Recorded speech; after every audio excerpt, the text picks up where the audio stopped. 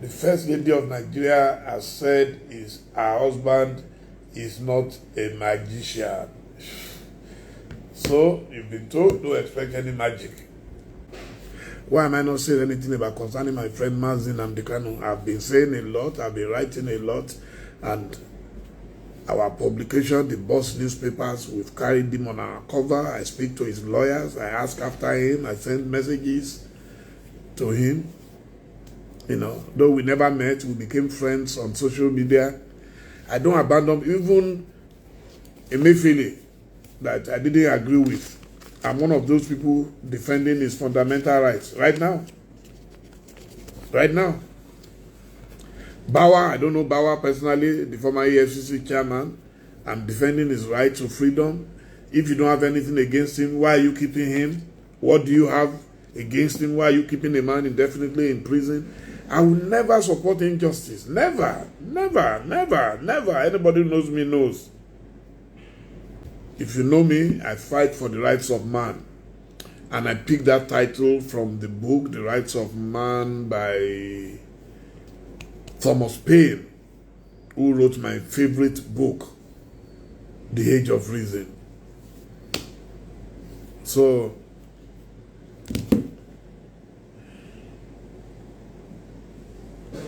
that's it. Anyone who knows me knows I will defend your right. We cannot continue to be vindictive, to victimize people because when they were in power, they were not nice to us. No. When I interviewed Desiani, everybody started shouting, yeah, it's a lie, it's this, it's that. For 8 years, Buhari could not prosecute her. And all I did was an interview. But people felt I should not interview her. She did this, she did that. No, a journalist, just like people were attacking Reno a few days ago. And I was laughing. I said, okay, it's Reno's turn. If anybody wants to talk to me, I will interview. I will interview Naira Marley, I will interview Yabo Ojo, I will interview Tonto Dike.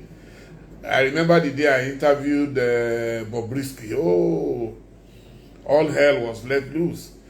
Our job as journalists is to inform the public. I have my personal opinion. I write my personal opinion in Pendulum on the back page of This Day. That's where it is. But when it comes to my job, I will interview anybody. If I know where Satan is living and he has, Zoom or WhatsApp, I will interview, or Instagram, I will interview him and say, why are you causing so much chaos in the world?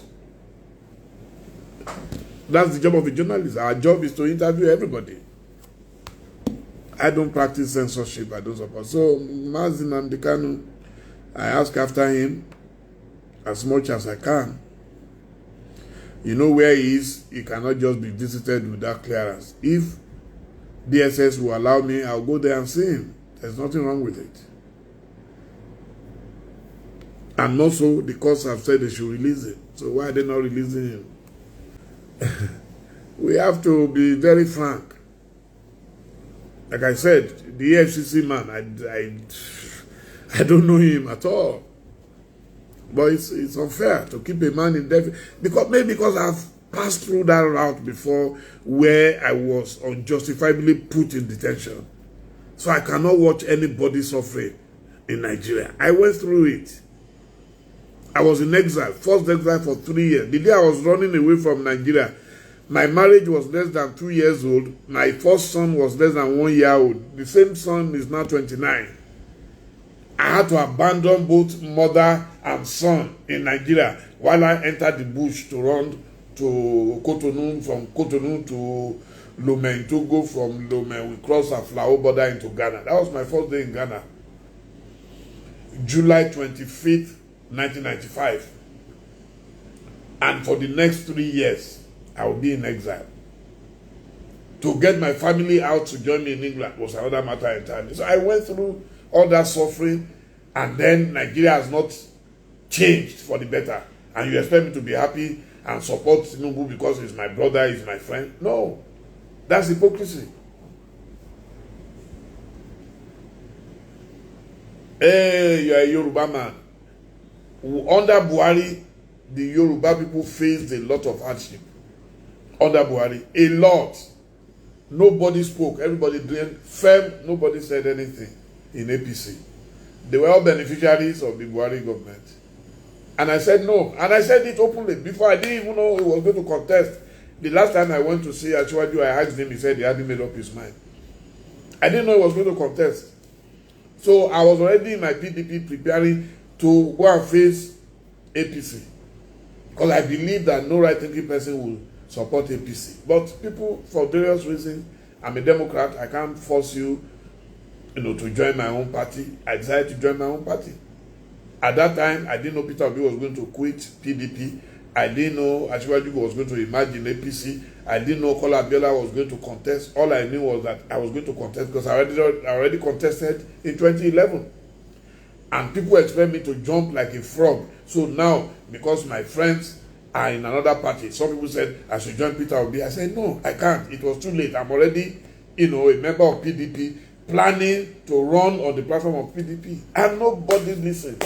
I've never seen a country where we just hate the truth. So I don't have a right to my own principle. I must follow other people's principles because they are my friends, they are my brothers, they are my benefactors. I said no. And I learned from history. One of my best friends in this life is Nduka Bagbera, the publisher of This Day, chairman of ANALYSE television. In 1993, he was in NRC. I was supporting SDP candidates, but I can't call myself a member of any party. I've always been more of an independent. I choose the candidate I want to support. When I supported Chief Olufalaye in 1999, I wasn't a member of his party.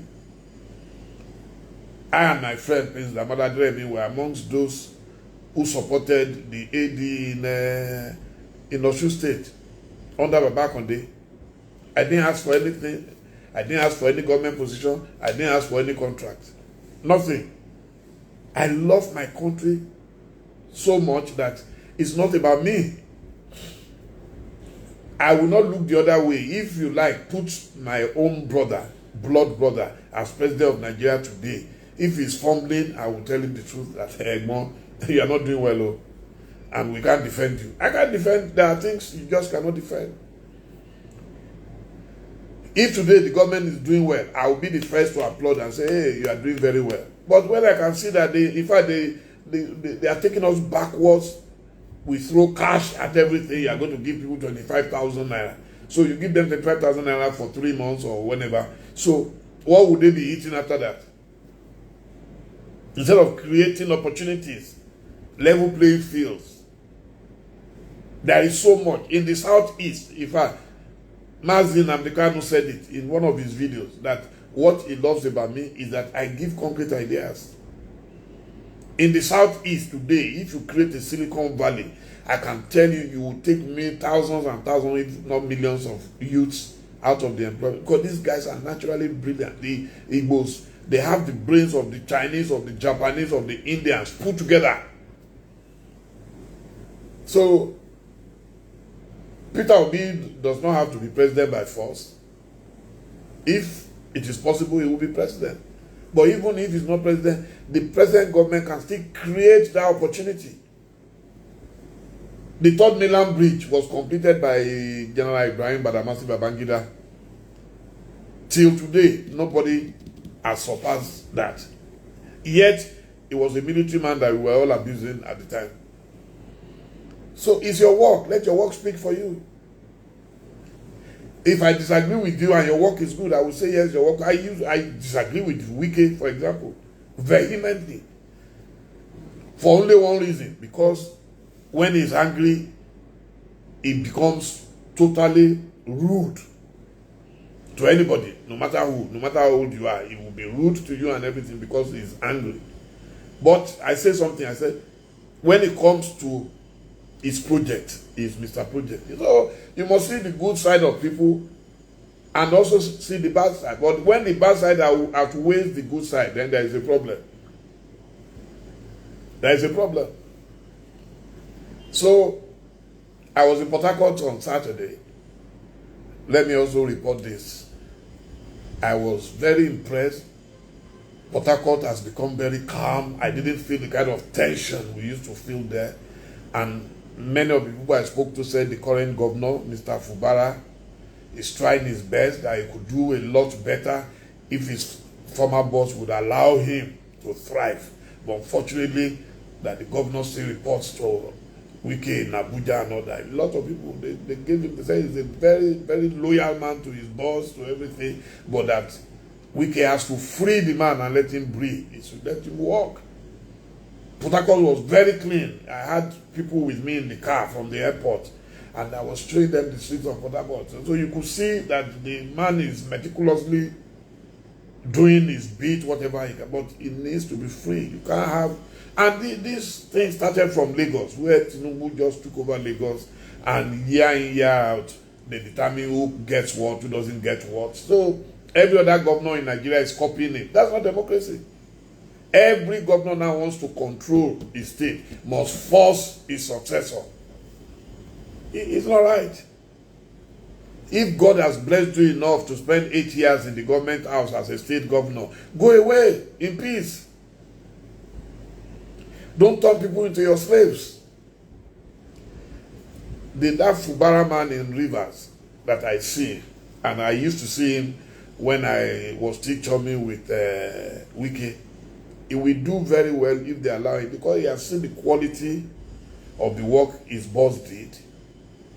And unlike his boss, he's not carrying too many enemies. Wike carry too many enemies. So that distracts him. When you carry too many enemies, it will distract your attention. When you are vindictive and angry all the time, it distracts your attention. Wike would have ended spectacularly if he can just calm down and stop being rude to people. That's all. And I've said it repeatedly.